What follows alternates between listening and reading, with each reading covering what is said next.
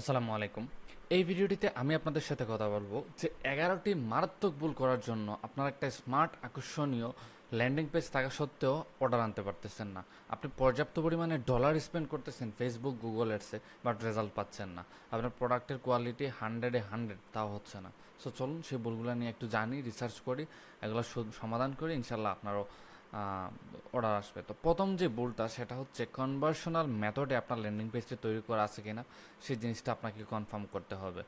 এখন কনভার্সনাল মেথডটা কি? আপনার যে প্রোডাক্টটা আছে, এই প্রোডাক্টের কনসেপ্টটা আপনার কাস্টমার অ্যাভাটার যারা আছে তাদের সাইকোলজির সাথে অ্যালাইন করে colour concept, colour combination, landing পেজের ফন্ট অ্যালাইনমেন্ট, ইনফরমেশন অ্যালাইনমেন্টগুলো ঠিক আছে কিনা সেই জিনিসটা মেনটেন করেই ল্যান্ডিং পেজটা তৈরি করা হচ্ছে কনভার্সনাল মেথডটা। এক্সাম্পল, আমরা সচরাচর কী করি? আমরা সচরাচর একটা ল্যান্ডিং পেজ করার জন্য আপনারা হচ্ছে ডেভেলপারদেরকে নক দেন বা আমাদেরকে নক দেন, আমার এজেন্সি আছেন সেখানে নক দেন যে আমার একটা ল্যান্ডিং পেজ লাগবে, এই আমার প্রোডাক্ট, এই হচ্ছে কিছু ইনফরমেশন, আপনি একটা ল্যান্ডিং পেজ তৈরি করে দেন।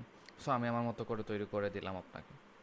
বাট আদৌ আমি আপনার কাস্টমার অ্যাভাটার সম্পর্কে কতটুকু জানি বা আপনার এই মার্কেট ফিল্ড সম্পর্কে কতটুকু আমি রিসার্চ করছি, সেই জিনিসটা কিন্তু আমাদের 90%-এর উপরে উদ্যোক্তারা কিন্তু কখনো এই জিনিসটা দেখে না, এই জিনিসটা রিসার্চও করে না।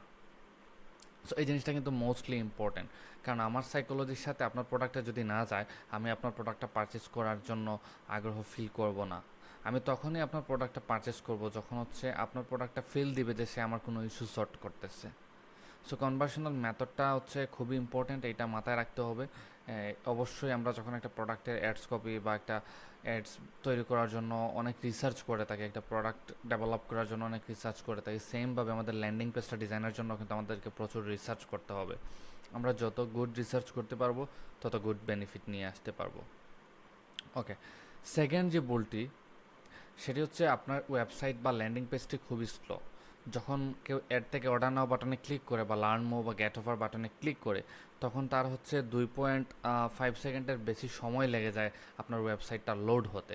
এরকম যদি আপনার ক্ষেত্রে ইস্যুটা হয়ে থাকে তাহলে কিন্তু আপনার চান্সেস কিন্তু অনেক কমে যায়। আপনার দেখা যায় একটা রিসার্চে দেখা গেছে অ্যারাউন্ড 70% ভিজিটররা আপনার ওয়েবসাইট থেকে ব্যাক চলে যায় যদি ওয়েবসাইটের লোড স্পিড 2.5 সেকেন্ডের বেশি হয়। সো এটা অনেকভাবে সলিউশন করা যায়, এটা সম্পূর্ণ ডেভেলপারদের ডিজাইনের উপর ডিপেন্ড করে। সো এই জিনিসটা কিন্তু আপনাকে জানতে হবে যে কীভাবে আপনার ওয়েবসাইট কমাতে হবে। সো এই জন্য কয়েকটা ওয়েবসাইট আছে, যেমন জিটি ম্যাট্রিক্সে যদি আপনি যান, সেখান থেকে হচ্ছে আপনি আপনার ওয়েবসাইটটাকে স্পিডটা মেজার করতে পারবেন। গুগল পেজ স্পিড ইনসাইটে যদি যান আপনি, সেখানে আপনার ওয়েবসাইটের স্পিডটা মেজার করতে পারবেন। আর যেহেতু আমরা মোবাইলের জন্য করবো, সো এটা আমাদের জন্য খুবই ইম্পর্ট্যান্ট, আমাদের স্পিডের মেজারমেন্টটা দেখা চেক করা যে আমাদের আসলে এটা ঠিক আছে কিনা। ওকে, তারপরে যেটাতে ভুল নাম্বার 3, সেটা হচ্ছে সার্ভার ডাউন টাইম। আমরা যারা নতুন উদ্যোক্তা আছি বা নতুন উদ্যোক্তা হিসেবে কাজ করব, আমাদের মোস্টলি একটা সমস্যা হচ্ছে যে আমরা কম টাকায় বা অল্প টাকায় বেশি জিনিস পেতে চাই। সো আমরা লো কোয়ালিটি সার্ভার ইউজ করে থাকি, যার কারণে হচ্ছে দেখা যায় যে দিনের অধিকাংশ সময় আমাদের সার্ভারটা ডাউন থাকে। যখনই কেউ আপনার ওয়েবসাইটে ঢুকতে যায় তখনই 403 দেখায়, অথবা খুবই স্লো হয়ে যায়, অথবা হচ্ছে আপনার একদম হেভি থাকে। সো এই ধরনের সার্ভার আমাদেরকে একটু অ্যাভয়েড করতে হবে, আমাদের একটু ভালো টাইপের সার্ভার ইউজ করতে হবে, হোস্টিং ইউজ করতে হবে, যার কারণে হচ্ছে আপনার বিজনেসে যদি একটা ইম্প্যাক্ট ফেলে তো সেটা তো আসলে অবশ্যই খারাপ জিনিস একটা। সো এই জায়গাটায় আমাদেরকে একটু ফোকাস দিতে হবে। আর হোস্টিংয়ের বিভিন্ন ক্যাটাগরি নিয়ে আমার একটা ভিডিও আছে আমাদের পেজে, সো দেখে আসতে পারেন ওই ভিডিওটা। ওকে, এরপরে যেটা হচ্ছে হার্ড চেকআউট সিস্টেম। আপনি সুন্দর করে আপনার ল্যান্ডিং পেজটা সাজালেন, আপনার ল্যান্ডিং পেজটা প্রপারলি হইলো, আপনি অ্যাড চালালেন, কিন্তু আপনার কাস্টমার সে খুঁজে পাচ্ছে না যে কীভাবে সে অর্ডার পর্যন্ত যাবে, চেকআউট পেজ পর্যন্ত যাবে। আপনি অর্ডার রাখছেন একটা পেজে ইনফরমেশন, অর্ডার চেকআউট রাখছেন আরেকটা পেজে, অথবা আপনি সেম পেজেই চেকআউট রাখছেন সবার নিচে, কোনো জায়গায় লিঙ্ক করে দেন যে উপরে অর্ডার বাটনে ক্লিক করলে নিচে চলে আসবে, অথবা আপনি অর্ডার বাটনের সাথে লিঙ্কও করছেন বটে, কিন্তু চেকআউট পেজে গিয়ে দেখা গেল আপনি আমার 14 গোষ্ঠীর ডিটেলস নিচ্ছেন, first name, last name, street address, state, country, তারপর হচ্ছে apartment, mobile number, email address, post code, zip code, এই সবগুলো নিচ্ছেন, ব্লা ব্লা ব্লা। সো তখন তো কাস্টমার বোর্ড হবে, অনেক কাস্টমার অর্ডার করতে যেয়ে এত হ্যাসাল দেখে আর অর্ডার করবে না। সো একটা ইজি ফার্মেন্টেড চেকআউট সিস্টেম লাগবে, যেটা হচ্ছে হার্ড চেকআউট সিস্টেম আমাদের থাকলে আমাদের অর্ডার আসার অনেক মিস হতে পারে।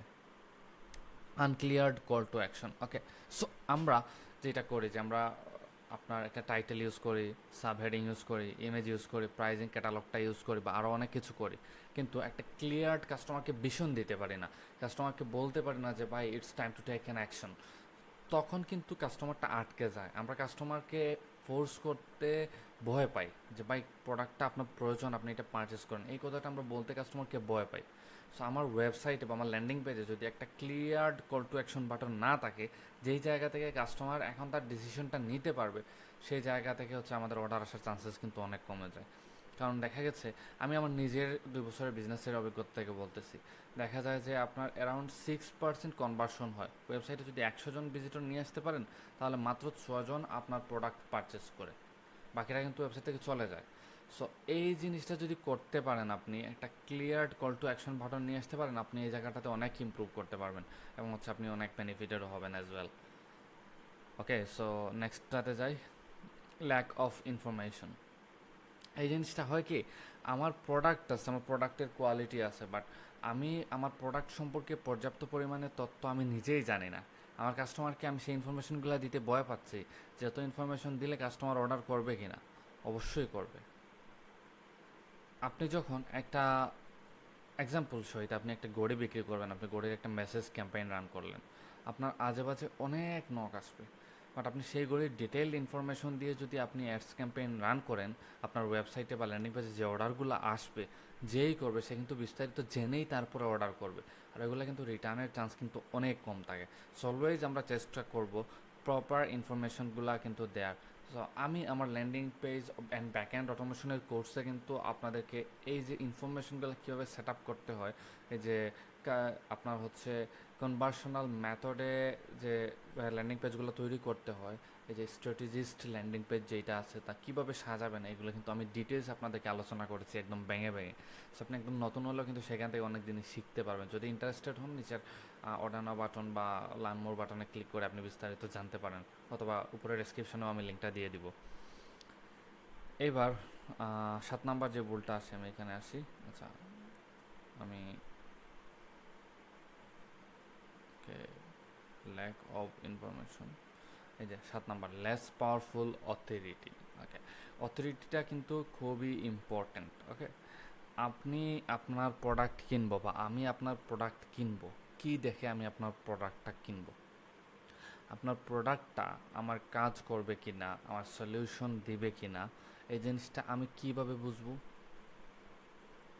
এক্সাম্পল, আমি আমি বেশ কিছু জায়গায় দেখেছি, আমি আমার বেস্ট ক্লায়েন্ট দেখেছি যারা হচ্ছে হেলথ কেয়ার আইটেম নিয়ে কাজ করে বা ট্রান্সফরমেশন প্রোডাক্ট নিয়ে কাজ করে। অনেকেই দেখেছি যে বিক্রি করতেছে ওয়েট লুসের প্রোডাক্ট, কিন্তু পিকচার ইউজ করতেছে কোরিয়ান, তারপর হচ্ছে আপনার ইউরোপিয়ান, যারা হচ্ছে হোয়াইট চামড়ার যারা, বাট আমরা তো ব্রাউন। আপনি সমাধান করতেছেন আমার জন্য, আর দেখাচ্ছেন যদি একজন নাইজেরিয়ান ব্ল্যাক পিপলের হয়, তাহলে কি ওইটা আমি মেনে নিব? ওই অথরিটিটা আমাদের প্রয়োজন, যে আপনার কাছ থেকে যে আমি প্রোডাক্টটা পারচেস করব, এটা আসলেই কাজ করবে, এটা কোয়ালিটিফুল একটা প্রোডাক্ট, এই অথরিটিটা আপনাকে দিতে হবে। এই জায়গাটাকে আপনাকে বেশ কাজ করতে হবে। এই জায়গাটাতে যদি আপনার ল্যান্ডিং পেজে ল্যাকিংস থাকে, তাহলে কিন্তু আপনার অর্ডার আসার চান্সেস খুবই কম। ওকে, এবার 8 নাম্বারে যাই, অথেন্টিসিটি নেই। আপনার প্রোডাক্টের কোয়ালিটি 100%, আপনার প্রোডাক্ট 100% কাজ করে, আপনি একদম জেনুইন, আপনি খুবই ভালো মানুষ, আপনার গুণগানের শেষ নাই, কিন্তু ভাই আপনাকে যে প্রোডাক্ট কিনবো, আমি তো আপনাকে চিনি না, আপনি আমাকে ইনফরমেশন দিচ্ছেন, ল্যাক অফ ইনফরমেশনটা কাটিয়ে আপনি প্রপার ইনফরমেশন আমাকে দিচ্ছেন, বাট আমি তো চিনি না। এই জায়গাটাতে আপনার কাস্টমারের কিছু থটস আপনাকে অ্যাড করতে হবে। প্রথম দিকে অ্যাড করাটা একটু টাফ, যেহেতু আমাদের অরিজিনাল রিভিউসগুলো আমাদের কাছে নাও থাকতে পারে, বাট এটা ধীরে ধীরে আপনার একটার কাস্টমারের যদি ফিডব্যাক আসে, আপনি সেই ফিডব্যাকটা ইউজ করবেন। আমরা বাঙালি, যখনই আসলে আমরা কোনো প্রোডাক্ট কিনি না, আমরা অফারটা কিনি, অফার পারচেস করি। যখনই দেখি আমাদের আশেপাশে কেউ একজন কোনো একটা জিনিস দ্বারা প্রভাবিত হচ্ছে, সে একটা বেটার রেজাল্ট পাচ্ছে, তখনই কিন্তু আমরা ওই জিনিসটার প্রতি আগাই এবং ওই জিনিসটা পারচেস করতে নিজেরা একদম অটোমেটিক্যালি একটা ফিলিং চলে আসে যে এটা আমার কাজ করবে। সো আপনি যদি অথেন্টিসিটিটা প্রপারলি দিতে পারেন, এই জিনিসটা হচ্ছে আপনি পারবেন। সো আমার কোর্সে কিন্তু আমি এটা দেখাইছি যে অথেন্টিসিটি আপনি কীভাবে প্রোভাইড করবেন। লো কোয়ালিটি ভিজুয়ালস, এই জায়গাটা মোস্ট ইম্পর্ট্যান্ট। আমাদের 99.99% উদ্যোক্তারা এই জায়গাটাতে মিস্টেক করে। কি mistake? Low quality image use করা। এত টাকা খরচ করে প্রোডাক্ট স্টক করবে, 5-10 হাজার টাকা খরচ করে ল্যান্ডিং পেজ তৈরি করবে, সার্ভার সাইট ট্রেকিং করবে, অ্যাডসেক্টা করবে, কিন্তু ভাই পিকচার তোলার পিছনে বা একটা ভালো কোয়ালিটিফুল ভিডিও তৈরি করার পিছনে সে সময় ইনভেস্ট করবে না এখানে বৃথাতে। আমি যখন আপনার কাছ থেকে কোনো প্রোডাক্ট পারচেস করব, এক্সাম্পল আমি এই ফোনটা হচ্ছে আপনার কাছ থেকে পারচেস করবো, আমি ফোনটা কীভাবে পারচেস করবো এটা তো আমি আপনাকে দেখতে পারতেছি না, আমি না দেখে দেখার উপর এই ইমেজ বা ভিডিওর উপর দেখেই তো আপনাকে অর্ডার করব। আপনি যদি এক্সাম্পল আমার কোর্সে এখন যান, কোর্সের ভিতরে কী আছে আপনি জানেন না, আমার এই ভিডিওটা দেখে হয়তো আপনি কনভিন্স হবেন, অথবা অন্য কোনো ভিডিও দেখবেন, দেখে হয়তো কনভিন্স হলে তারপরে আপনি অর্ডার করবেন, তারপরে কিন্তু আমার কোর্সের ভিতরে কী আছে সেটা দেখতে পারবেন। সেম অ্যাজ ওয়েল অ্যাজ আপনার প্রোডাক্টটা যে কেউ একজন পারচেস করবে সে তো জানে না, সো আপনি যদি ভালো ভিজুয়ালসই আপনার প্রথমে দিতে না পারেন তাহলে কিন্তু হবে না। আবার অনেকে করে কি ইমেজ তুলে এমনভাবে রাস্টারাইজ করে, এমনভাবে এইটারে ইমেজ এনহান্সার দিয়ে এনহান্স করে যে ভাই বিশ্বাস করেন এই ফোনটা দেখা যায় আইফোনের মতো। মজা করলাম আর কি। সো এই জিনিসটাতে আমরা একটু ফোকাস দিতে হবে।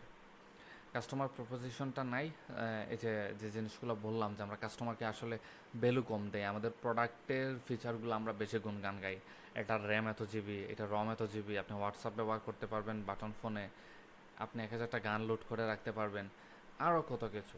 বাট অ্যাকচুয়ালি বলি না যে আমার এই প্রোডাক্টটা দ্বারা আপনি কীভাবে বেনিফিটেড হবেন, এই প্রপোজিশনটা যতদিন আমরা না জানতে পারবো, না বুঝতে পারবো, ততদিন কিন্তু আমরা একদম পিছিয়ে থাকবো।